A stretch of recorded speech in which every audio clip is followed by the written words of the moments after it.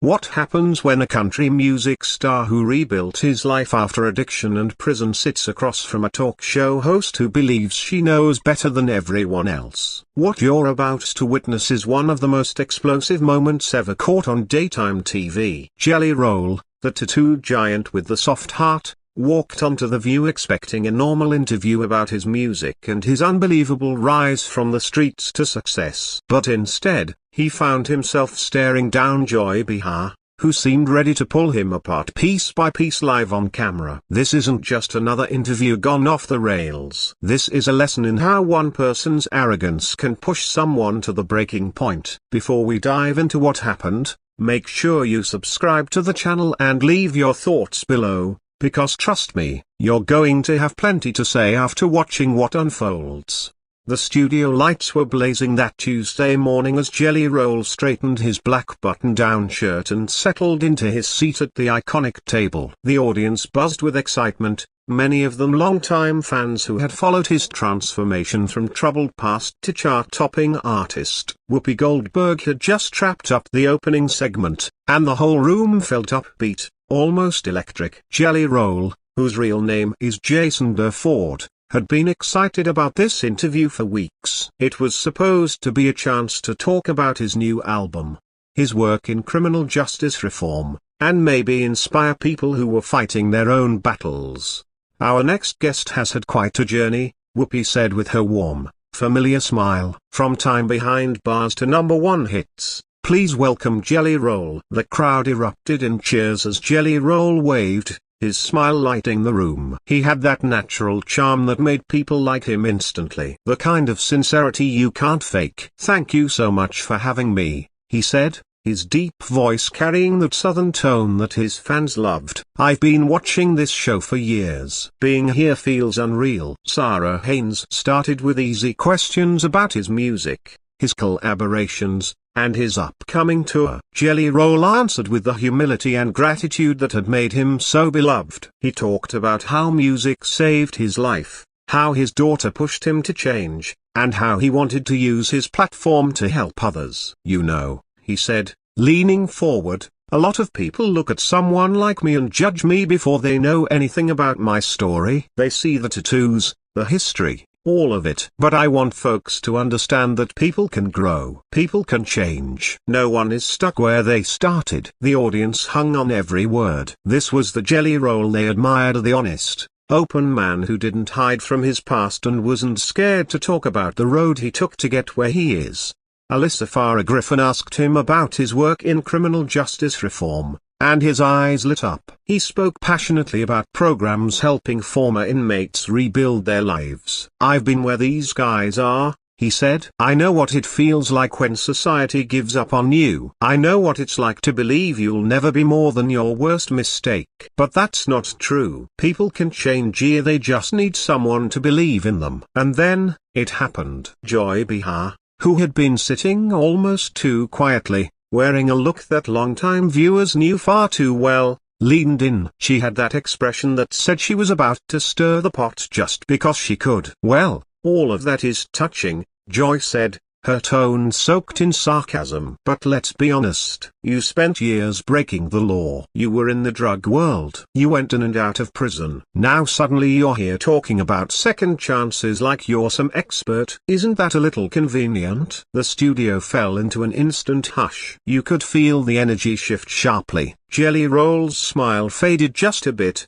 but he stayed calm. He tried, clearly, to take the high road. I think my experience gives me a different point of view, he said evenly. I'm not saying I'm an expert on anything but my own life. But if sharing what I went through helps even one person avoid my mistakes, then it's worth talking about. Joy wasn't finished. She leaned back with that self-satisfied grin she wore when she thought she'd made some kind of brilliant point. But don't you think it's a little too perfect? You get famous, make money, and suddenly you're a changed man? How do we know this isn't just good PR? The camera caught Jelly Roll's jaw tighten. His hands curled into fists for a moment before he forced them to relax. The other hosts looked uncomfortable. Nobody expected it to go this way. Joy, he said, a warning in his voice. I think you're misunderstanding what this is. This isn't PR. This is my life. These aren't talking points. These are things I lived through. But Joy saw an opportunity for drama, and she went all in. It's easy to talk about redemption when you've got a record deal and sold out shows,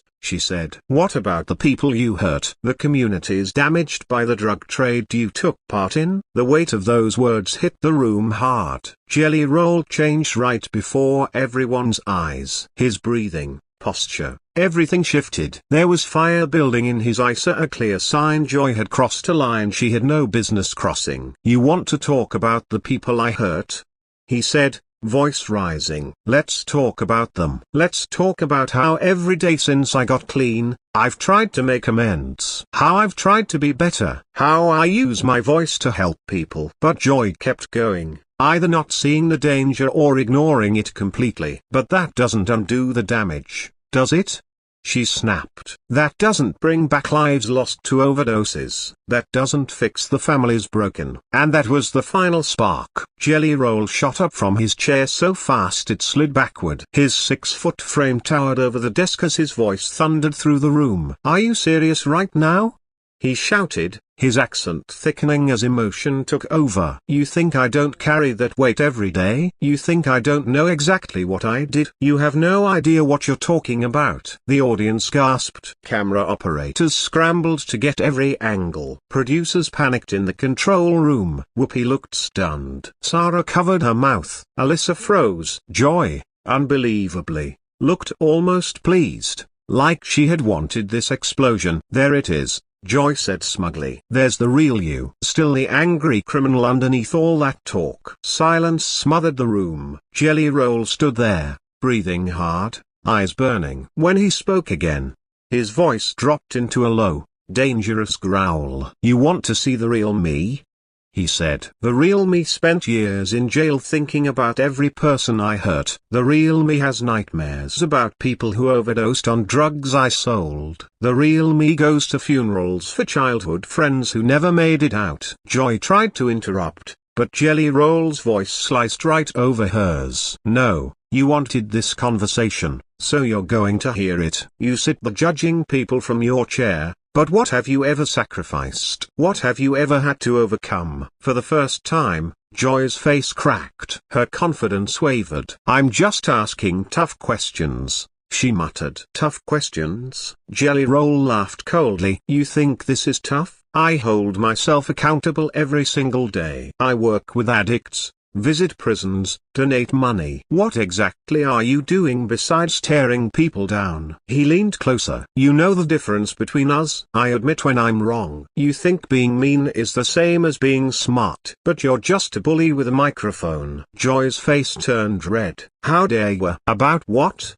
He roared. Getting clean, turning my life around, helping others. What exactly am I being punished for here, besides having a past you can't handle? Joy shot back weakly. You're profiting off your redemption story? Profiting? Jelly Roll's voice cracked with emotion. You think this is profit? Every success I have comes with the weight of knowing I have to earn forgiveness every day. He leaned in close, voice raw. I give more money away than most people earn. I talk to kids in prison who remind me of myself. I tell people they can change. But you don't care, because it doesn't fit your picture of me. Joy scoffed. A few donations and visits don't erase anything. No, Jelly Roll said quietly. Nothing erases what I did. Nothing brings back anyone who died. Nothing fixes the families I broke. I live with that forever. He straightened up, looking her dead in the eyes. But what you're really asking is if I deserve redemption, if someone like me should be allowed to grow. He looked at the audience, the hosts, the cameras. And the truth is, you don't believe anyone can change. That's your problem, not mine. He turned back to Joy. You had a chance today to talk about addiction, recovery, real change. But you chose cruelty. You chose to attack instead of understand. And that says more about you than anything you've tried to say about me. Joy opened her mouth, but nothing came out. Because she knew, and everyone knew, she had lost.